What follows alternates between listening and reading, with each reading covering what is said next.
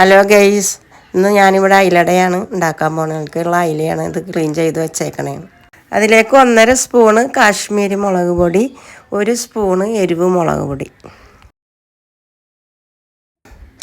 അതിലേക്ക് 1/2 സ്പൂൺ മഞ്ഞൾപ്പൊടി കൂടി ഇടുക.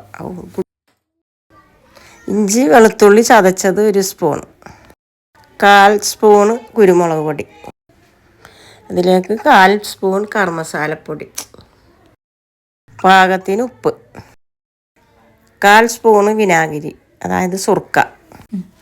അതിൽ എല്ലാ മസാലകളും കൂടെ പുരട്ടി വെച്ചു. അരമണിക്കൂർ അത് വെയിറ്റ് ചെയ്ത് വെക്കണം. അരമണിക്കൂറിന് ശേഷം അയില ഞങ്ങൾ പൊരിക്കാൻ എടുത്തേക്കണേ. അയില സൺഫ്ലവർ ഓയിലാണ് പൊരിക്കണത്.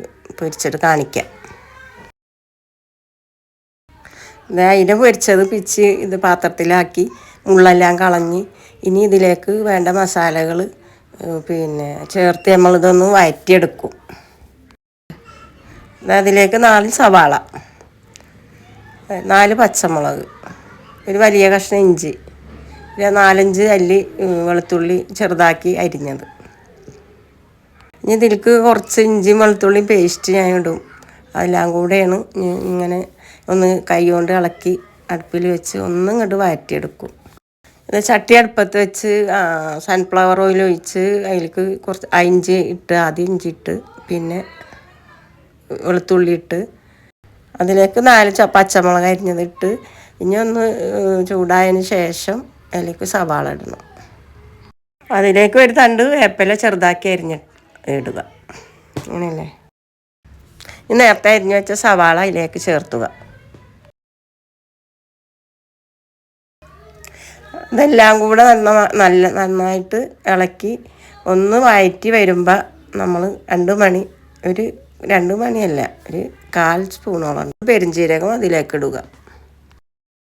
ഇതിലേക്ക് കുറച്ച് ഉപ്പ്, ഒരു സ്വല്പം ഉപ്പ് ഇങ്ങനെ തെള്ളി കൊടുക്കുക. അത് സവാളയ്ക്ക് വേണ്ടിയിട്ടാണ്. മീനിൽ നേരത്തെ ഉപ്പുണ്ടല്ലോ. അതിന് ശേഷം ഒരു 1/4 സ്പൂണ് മുളക് പൊടി കൂടെ ഇടുക. ഇനി ഒരു 1/4 സ്പൂണ് കുരുമുളക് പൊടിച്ചത്. ഇനിയിപ്പോൾ ഇതേ മസാലയിലേക്ക് നമ്മളിതേ നുറുക്കി വെച്ച അയില ഇടണം. ഇനി അതെല്ലാം കൂടെ നന്നായിട്ട് ഇളക്കി പിടിപ്പിച്ച്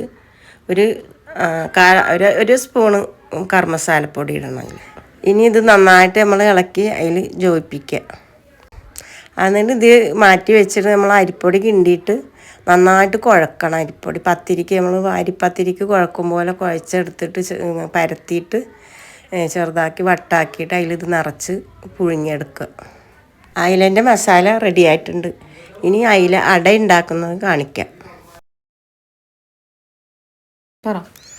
ഇതിപ്പോൾ പൊടി കിണ്ടി ഞങ്ങൾ ഇതുപോലെ പരത്തണം. പരത്തിയിട്ട് ഇതിങ്ങനെ മുറിച്ചെടുത്തിട്ട് നമ്മൾ അയില നിറച്ച് ഇങ്ങനെ അട പോലെ ആക്കുക. ഇതുപോലെയാണ് ഇപ്പോൾ അട. അരിപ്പൊടിയുടെ ഉള്ളിൽ പരത്തിയിട്ട് അരിപ്പൊടി പരത്തി ഉള്ളിൽ മസാല ഉള്ളിലാക്കി ഇതാണ് അട. അട ഇതുപോലെ ആക്കി നമ്മൾ വാഴയിലയിൽ പൊതിഞ്ഞ് ആവിയിൽ വേവിച്ചെടുക്കുക. പൊടി നന്നായിട്ട് പരത്തിയിട്ട് നല്ലോണം കുഴക്കണം. എന്നാലും ഇതുപോലെ മുറിച്ചെടുക്കാനും പരക്കാനും പറ്റുള്ളൂ. എന്നിട്ട് പരത്തിയ പൊടി ഇതുപോലെ നിറച്ച് ഇങ്ങനെ ഡിസൈൻ വേണമെങ്കിൽ കൊടുക്കുക, അല്ലെങ്കിൽ വെറുതെ ഇങ്ങനെ ഞെക്കി കൊടുത്താലും മതി. അതിന് ശേഷം വാഴയിലയിൽ പൊതിഞ്ഞ് പുഴുങ്ങാനിടാം. വാഴയില ഇല്ലാണ്ടും ചെയ്യാം, പക്ഷെ വാഴയിലയിൽ വെക്കുമ്പോൾ നമുക്ക് അതിൻ്റെ ഒരു ടേസ്റ്റ് വേറെ കിട്ടും. വാഴയിലേൻ്റെ ടേസ്റ്റ് അതിനാണ് വാഴയിലയിൽ വെച്ച് നമ്മൾ പുഴുങ്ങിയെടുക്കണം. പിന്നെ അത് മാത്രമല്ല, തമ്മിൽ ഇങ്ങനെ വാഴയില ഇല്ലാണ്ട് വെച്ചാൽ പിന്നെ ഒട്ടിപ്പിടിക്കും. അപ്പോൾ അതിനും കൂടി നല്ലതാണ് വാഴയില.